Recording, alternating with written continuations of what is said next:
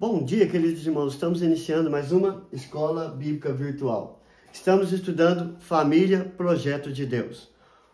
Nós introduzimos ontem a lição Seja Fiel no Relacionamento Conjugal.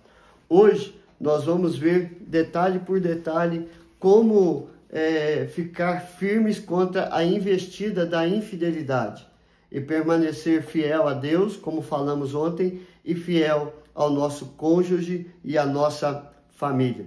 Vimos em Malaquias, na introdução, Malaquias capítulo 2, que diz lá que ninguém pode ser infiel com a mulher da tua mocidade, com o esposo ou com o marido, com o moço da sua mocidade, e vivermos a fidelidade de acordo com a vontade de Deus. Então vamos lá. Primeira coisa que nós vamos ver é preciso ter cuidado com as investidas sutis que conduzem à infidelidade. Nós temos que estar atentos contra a infidelidade. É por isso que nós estamos falando aqui, ter cuidado. Cuidado com quem? Com as investidas sutis que conduzem à infidelidade. O que Salomão quer nos advertir ao escrever o livro de Provérbios, principalmente o capítulo 5 e o capítulo 7, nós vamos ver orientações do sábio Salomão, falando em relação à infidelidade. Em Provérbios capítulo 5, verso 3, diz: porque os lábios da mulher adúltera destilam favos de mel, e as suas palavras são mais suaves do que o azeite. Ao falar da mulher adúltera, eu incluo aqui o homem, porque também é uma pessoa que cai ou vai para o adultério. Salomão apresenta a sutileza que começa com palavras enganosas e fascinantes, como podemos ver também em Provérbios capítulo 7, verso 5, para te guardarem da mulher alheia, da estranha, que lisonjeia com palavras. Então você está vendo que tanto a mulher como o homem adúltero, eles usam de sutilezas com as suas palavras, atos de carinhos, para levar o outro a cair na infidelidade, trazendo uma grande destruição para a vida moral e também para a vida conjugal. Assim é que a infidelidade cega os relacionamentos conjugais, causando tantos males entre os cônjuges e até mesmo entre os filhos, com os filhos, ou seja, com toda a família. A família toda sofre as consequências da infidelidade. O autor de Provérbios reconhece os atrativos poderosos e torturantes do adultério, que finge oferecer prazer e satisfação sexuais. O sigilo, a maquinação e a natureza proibida do ato só parecem aumentar o seu poder irresistível de atração. As aparências enganam. O que começa com doce desejo termina em amargo sentimento. Então você vê, Salomão ele está atento às sutilezas que levam à infidelidade, e por isso ele chama a atenção para o sigilo, a maquinação e a natureza do ato. Ou seja, tudo é tentado ser feito bem maquinado, bem elaborado, para que a natureza proibida do ato parece aumentar o poder irresistível da atração. Então, ele é bem arquitetado para levar ao prazer e à satisfação sexual. E como diz, fruto proibido, ele chama mais a atenção. E assim, nós caímos nas investidas sutis do inimigo e nos levam para a infidelidade. Segundo, a infidelidade começa com a cobiça. Então nós vamos ver que o adultério, ou seja, a infidelidade, elas são pecados. E o pecado gera a morte moral, ética e espiritual. E assim nós vamos ver que a infidelidade é pecado e como pecado ele tem os seus passos. Vejamos, em Gênesis capítulo 3, verso 6, onde está a tentação de Eva, que o inimigo tenta a Eva com mentiras e chamando até Deus de mentiroso, nós vamos ver que Eva, ela é levada pela cobiça, ou seja, ver a mulher que a árvore era boa para se comer, agradável aos olhos e árvore desejável, ela cobiçou para dar entendimento, tomou-lhe do fruto e comeu, tomou para si, e deu também ao marido e ele comeu. Então você vê, ela viu, ela desejou, cobiçou, e ela tomou para si e comeu. E levou para Adão, e Adão a mesma coisa.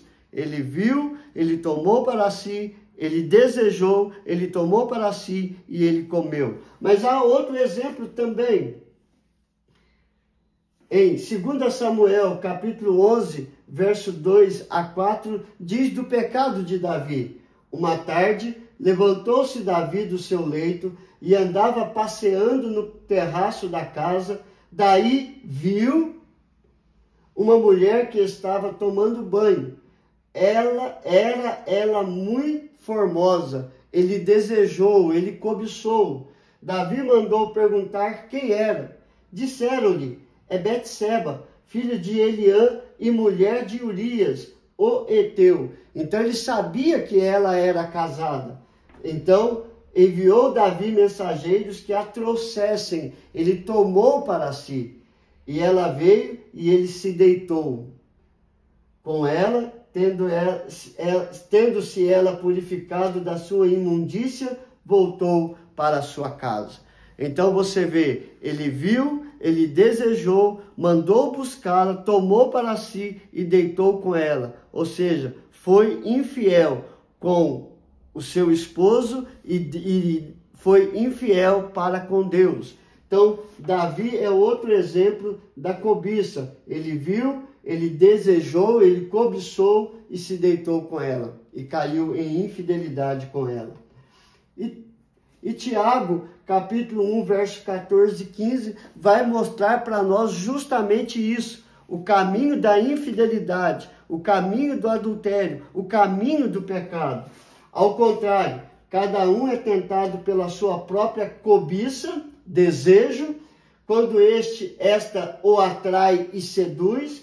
Então, a cobiça, depois de haver concebido, dá à luz o pecado, e o pecado, uma vez consumado, gera a morte. Tiago 1, verso 14, verso 15.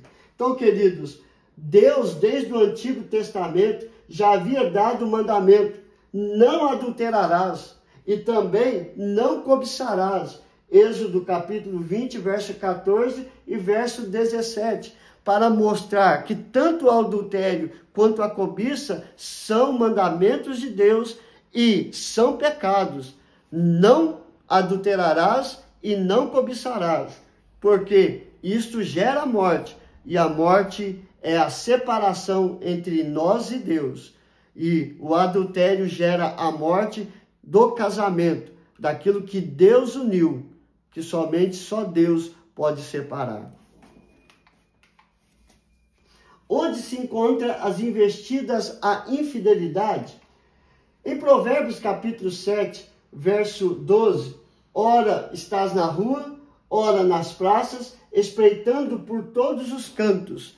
Então nós vamos ver que o texto vai mostrar que aonde os nossos pés pisarem, nós seremos ou estaremos propícios ao pecado, à infidelidade. Nós seremos tentados pela nossa própria cobiça e cabe a nós buscarmos a orientação de Deus para fugir de todas estas investidas. Mas vamos aprofundar um pouquinho mais. Apesar do texto do capítulo 7 e o capítulo 5 falar da mulher, hoje homens também, revistas sites estão aos olhos de todos para conduzir à infidelidade, ou seja, as sutilezas pecaminosas estão por toda parte e até mesmo dentro das igrejas o maligno atua de forma sagaz para levar até os servos de Deus para a infidelidade, levando-os a cair no adultério, sendo infiéis para com Deus e infiéis para o seu cônjuge. Então, hoje, até mesmo dentro dos nossos lares, através da TV, através de celulares, de tablets, computadores, nós estamos sofrendo ataques sutis para nos levar à infidelidade. E nós temos que ter cuidado com relação a isso. Qual é a orientação de Jesus em seus ensinos? Em Mateus capítulo 26, verso 41, vigiai e orai para que não entreis em tentação. O espírito, na verdade, está pronto, mas a carne é fraca. Ou seja, por isso Cristo nos ensina a orar e vigiar para não cair em tentação, pois a carne é fraca. É preciso ter cuidado, muita atenção e firmeza na fé. Buscando a Deus, seremos mais que vencedores contra as investidas sutis da infidelidade. Queridos, é nosso papel. Cristo já veio, morreu pelos nossos pecados para nos salvar de todo o mal. Deixou a palavra para que possamos nos aprofundar nesta palavra, para produzir força dentro de nós, para fugirmos de toda e qualquer tentação. O pecado é uma escolha. Você pode escolher ou não pecar. Basta você confiar em Deus, firmar na palavra e fugir de toda aparência do mal. E assim você vai ser mais que vencedor pela fé em Cristo Jesus. Então, o que é que nós aprendemos hoje? É preciso ter cuidado com as investidas sutis que conduzem à infidelidade. Salomão nos adverte, Provérbios 5:3 e 7:5. A infidelidade começa com a cobiça. Vimos aqui Adão e Eva, vimos Davi, Tiago falando que o que nos leva ao pecado é a cobiça. A cobiça nos leva ao adultério. O adultério nos leva à infidelidade. E Êxodo, Deus havia dado o mandamento: não adulterarás, e o verso 17, não cobiçarás. Onde se encontra a investidas, a infidelidade? Hoje, em todo lugar, aonde você for, o inimigo está tentando nos seduzir pela cobiça a sermos infiéis para com a esposa e para com o esposo, e principalmente infiéis para com Deus. Qual é a orientação de Jesus em seus ensinos? Vigiai e orai, para não cair em tentação. Que possamos viver desta forma, queridos, e assim sermos fiéis para com Deus e sermos fiéis à nossa família. Vamos orar? Senhor, graças te damos, ó Pai. Trabalhe isso em nosso coração, para que possamos viver uma vida de fidelidade ao Senhor e à nossa família. Livra-nos do adultério, livra-nos da cobiça, livra-nos da infidelidade. Como servos, como filhos do Senhor, abençoe, Senhor Deus, o meu casamento. Abençoe o casamento, Senhor Deus, de todos os que estão assistindo, ó Pai, a estas meditações. Livra-os também, ó Pai, de todo o perigo da infidelidade. Arranca todo o mal, Senhor, que eles possam vigiar e orar para não cair nas tentações. Abençoe cada família, ó Pai. Coloque a tua mão sobre cada enfermo, para que possam ser curados de acordo com a tua vontade. A ti seja dado toda a honra, toda a glória e todo o louvor. Perdoe os nossos pecados e aumenta a nossa fé. É a nossa oração. Em nome de Jesus. Amém e amém. Que Deus te abençoe, queridos, e até amanhã, se Deus quiser.